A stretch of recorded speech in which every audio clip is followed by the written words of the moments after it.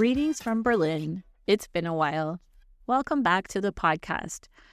We're here with episode 6, where we're going to talk about what I call basic bitch stereotypes that exist about Germany's workplace culture.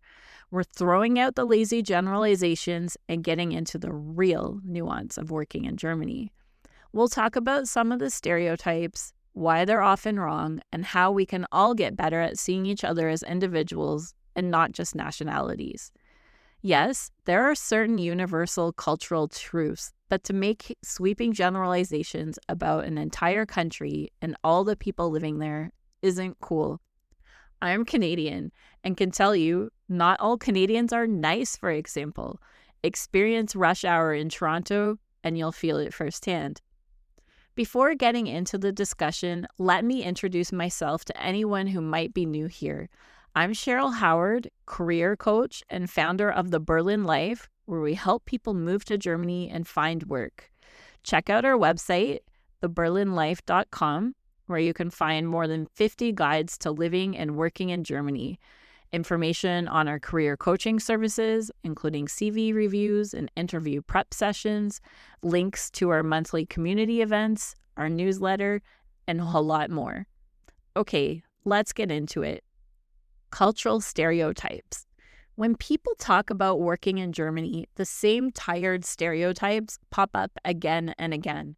Germans are always on time. Germans don't make small talk. Germans love rules. And while there might be a kernel of truth to some of these stereotypes, taking them at face value can actually be pretty misleading and, frankly, unhelpful. A lot of content you see on the topic is purposely shallow and intentionally rage baiting. Also, influencers can make money when we engage angrily in the comments. Germans smell is one offensive stereotype I actually saw from a Germany-based influencer recently. So, what is culture? Culture, as Merriam-Webster puts it, is about shared beliefs, values, and behaviors within a group. But even within that group, no one fits neatly into a single mold. Yes, Germany has certain cultural norms, but those don't define every German person. You'll meet Germans who run late, Germans who crack jokes during meetings, Germans who color outside the lines. There is no one-size-fits-all when it comes to people here or anywhere else. The real danger in leaning too hard into cultural stereotypes is that they oversimplify something that's incredibly complex. Instead of helping us understand and connect with one another, it can lead to assumptions, misunderstandings, and even unfair judgments. Culture shapes us, but so do our personalities, life experiences, and personal values. Even two people from the same town in Germany might approach work, communication, and relationships in totally different ways. So in this episode, we're challenging the basic bitch takes on German workplace culture, and not to dismiss cultural differences. Those exist, and they can even help us make sense of the world, but more to remind ourselves that people are so much more than patterns. We want to move away from bashing cultural traits or perpetuating negative stereotypes. We want to encourage our listeners to be curious about the new culture that they find themselves in, to see beyond the black and white, and hold space for what is ultimately the beautiful complexity of being human. One of the most common stereotypes about German workplace culture is that Germans are always on time. You'll find endless TikTok reels, YouTube videos, and blog posts where people wax poetic about how much Germans value punctuality. They say it's a big no-no to be late for a meeting, and that even being 1 minute late would be considered career suicide. And I've seen that hardcore love of punctuality in action. I remember one time when a German colleague came up to my desk and stood over at me, glaring at me with expectation. I asked him what he wanted, and he passive-aggressively said, "Are you ready to start our meeting?" Our meeting was scheduled for 2 p.m. It was 1:45. Seriously, what the heck? I asked him to let me focus and told him I would see him in the meeting room, which was only a few meters away from my desk, by the way. He reluctantly agreed and actually seemed annoyed with me, and he looked at me like I had done something wrong. But I was on a deadline and I needed to get something else done. I can do a lot of work in 15 minutes, so I made the best use of my time. That dude's ardent enthusiasm will be etched into my memory forever. He is quite literally the poster child for the stereotype. But, and because there's always a but, I've been working in Germany since 2011. Outside of that one example, I've never observed the obsession with being on time that influencers are always speaking about. Honestly, when I see some of their content, I feel like we don't live in the same country or even the same city. By and large, being on time for meetings or for your shift at work is a simple and basic job requirement. This isn't unique to Germany. It's a normal workplace culture thing anywhere. Of course, there are more formal or traditional working environments in Germany where being on time is a must. I won't argue with that. I once worked for a company where the customer service department was run like a well-oiled machine, and not in a good way. If an employee was late for their shift by even a minute, they faced a penalty, and after a few strikes, some were even fired. But in my humble opinion, this wasn't due to it being a German company. It was more due to poor management and a toxic work environment. People at most companies aren't going to blink an eye if you're a few minutes late for a meeting because you got stuck on a train or had something else happen that was beyond your control. All you need to do is be courteous, send a quick message to your colleagues, advising them of your situation. And maybe you're like me. I work in an office environment and my calendar is often full of back-to-back meetings. Sometimes I need a break to run from one room to the other, grab a water or a coffee, take a bio break. And even working remotely, you need to have short breaks between meetings. You need to get up and stretch. You need to look out the window. You might need to go for a short walk outside. And it's also normal in any workplace that you're in a meeting and it runs over the allotted time. And for whatever reason, you can't just leave. So it's going to make you late for your next meeting. So it's really good to understand that it's not uncommon for people to be late for meetings in Germany, and in most cases, people are going to be super cool about it. Of course, there are times when a lack of punctuality can be a problem. So if you're really late for a meeting, if you didn't message your colleagues, if you're habitually late for meetings, of course, those are different issues where there could be some more serious repercussions. Let's get into the next basic bitch stereotype, and that is the work-life balance. Obviously, compared to American or Canadian workplace culture, those working in Germany have a pretty sweet deal.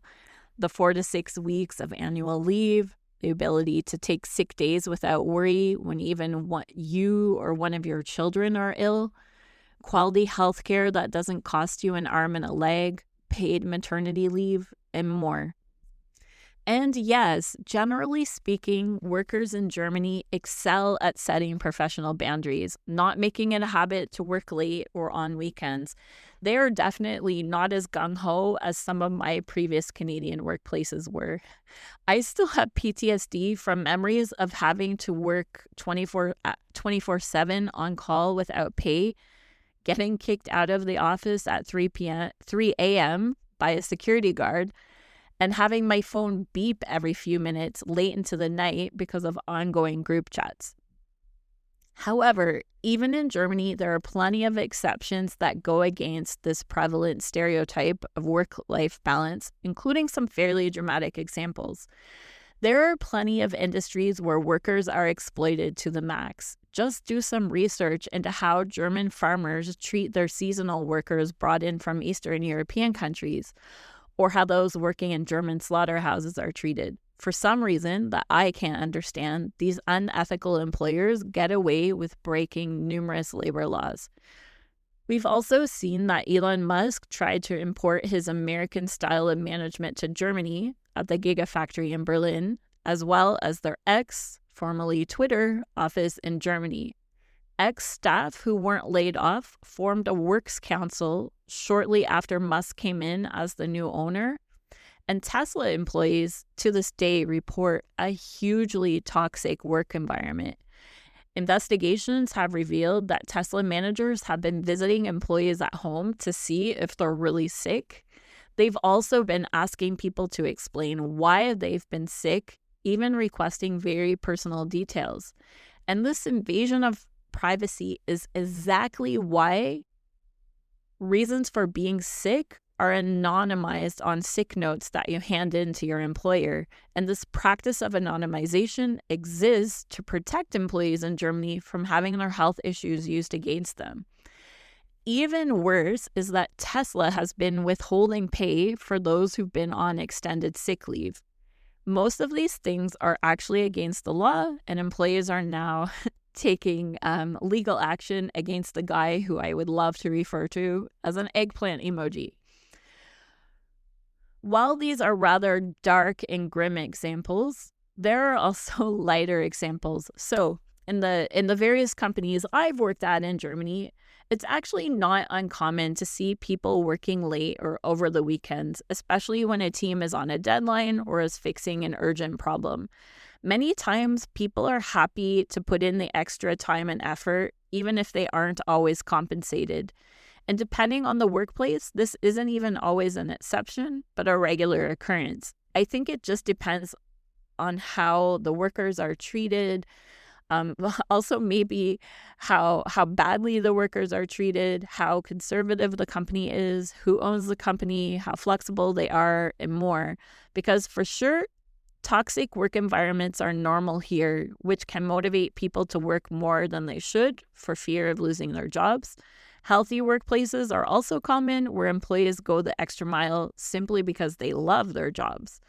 And many companies do, of course, pay overtime, or they offer extra hours worked as a day off, or maybe even more than one day off at a later date. And then companies with work councils, which is Germany's version of a union, will definitely have stricter monitoring and regulations in place to ensure or protect anyone who's asked to work outside of normal contracted hours. And then you have certain industries. So take healthcare and education, for example, where staffing shortages are especially acute in Germany, which result in nurses and teachers being overworked and burned out. Same recently with Berlin's 𝗵𝗹𝗪, which is one of Berlin's public transit entities. It was one of the reasons why the group went on strike so many times. A lot of those poor workers are just simply tired and overworked, also underpaid. On top of all of this, many workers do things like anywhere else. They work on call, which is common in tech, or those who support critical infrastructure like water, electricity, and more. Then you have your freelancers and business owners who hustle just as hard as anybody else in other countries. As a business owner, your fate is in your own hands, which could require you working a lot of hours. So yes, German workplace culture generally has more of an emphasis on having a good work-life balance compared to some other countries around the world. But it's not always like that, and it's important to understand that this is just one stereotype that doesn't always hold up. Another tired stereotype that is pushed by some influencers is that you don't need to know German to find work in Germany and that there are English jobs everywhere. I know I've talked about this a lot already, but it's something that needs to be talked about on repeat until the narrative changes and people fully grasp the reality of the situation. Are there English-only jobs in Germany? Yes, but very few, and the competition for them is very high. Some estimates put English jobs only repping about 5% of the entire German labor market. That's the harsh reality and honest to God, objective truth. There's nothing to spin here because numbers don't lie. Anyone who says differently either doesn't know what they're talking about or they're straight up lying. probably to sell you something. That 5% of jobs not only attracts English-speaking candidates, but candidates who fluently speak both English and German. And in many cases, a company will hire a multilingual speaker over someone who only speaks English. And these are really the people who have the golden ticket. So what can you do? Of course, learn German to at least C2. This will make you employable and increase your chances of finding work in Germany. It begs the question, could Germany do more to be welcoming to internationals, making it easier for them to secure work while they're still learning German? Yes, the language learning journey is time-consuming and a difficult task for some, and it's very much dependent on their personal situation. Should Germany remove some of the barriers to entry, or at least make it less complicated to establish a life here? Yes, and some progress is being made that can actually give us some hope. Just recently, the Netherlands passed a motion that requires companies to pay for language learning classes for their employees.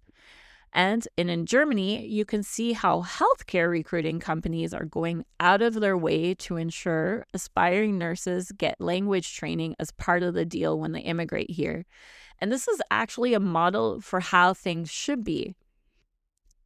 On the flip side, there is a growing trend of foreigners calling on Germans to be more adept at English. The FDP, the party that single-handedly took down the last coalition government, even suggested making English a second official language at one point.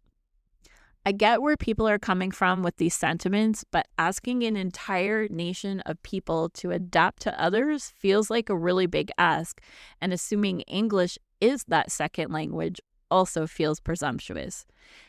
It's a complex topic, and the sweet spot can be found somewhere in the middle, with both Germans and foreigners working together via a fair give and take.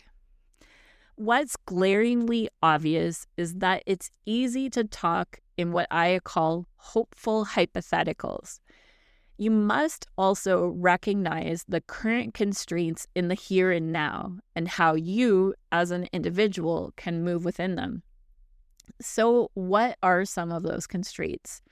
With rising nationalist trends, don't expect miracles anytime soon. The rise of nationalism is actually in direct conflict with the obvious need for foreign talent, people who will directly contribute to maintaining or even elevating the German economy. And this isn't right, but this is something that we're facing right now. And we can't predict how these tensions are going to play out. We recently saw the 3-year fast track to citizenship rolled back, and we were super close to having dual nationality scrapped as well. These are actually steps backwards for immigrants and for Germany itself. Then we have the AfD, Alternative for Deutschland, which is an extremist far-right party in Germany. And they might not be part of the new governing coalition, but they are now polling at the same popularity level as the CDU, who won the last election. And the new coalition is even set to give some of the AfD members major positions in government.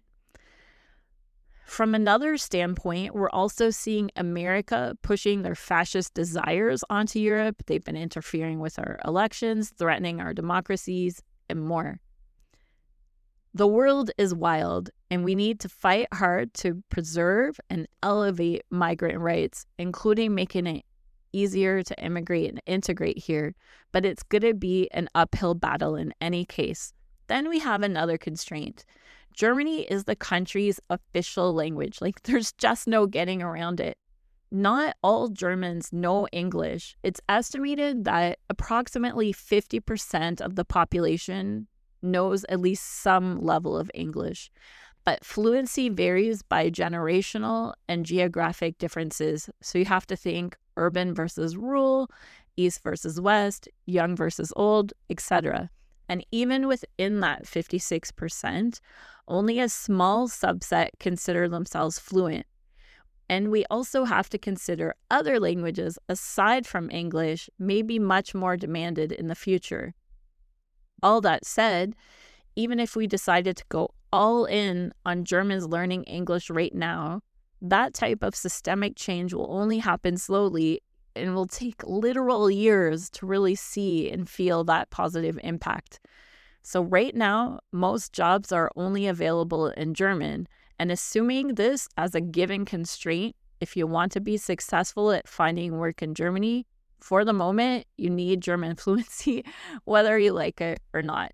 So if you see any content that's getting you all hopeful about finding English jobs in Germany, you really, really need to prepare yourself.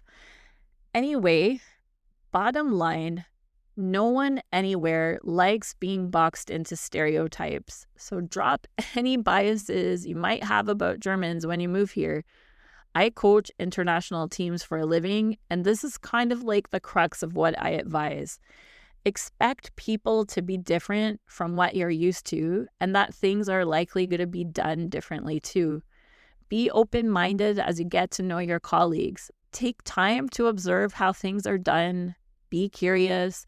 Ask questions when something isn't clear or doesn't make sense. Be comfortable noticing the differences you may have and talk about them openly with your teammates. Be eager to hear their feedback as well, as they may even have similar thoughts. They'll appreciate and respect your honesty, and will give you all a chance to help familiarize with how they work, how you work, and more. This type of behavior will actually help you settle into your new team very nicely and go a long way towards building up your professional relationships. And today, we only scratched the surface by covering these 3 stereotypes. I actually have more, and I'll highlight them in future episodes. So stay tuned for the next one where we're going to bust even more stereotypes. And that's a wrap for today. This ended up being so much longer than what I thought it was going to be, but I had so many things that I just wanted to get out. So as always, thank you from the bottom of my heart for listening. If you have any questions or comments about the content, even special requests for future episodes, send me an email. It's hello@theberlinlife.com. You can also check the show notes for links to relevant resources or visit us at our website, again, which is theberlinlife.com.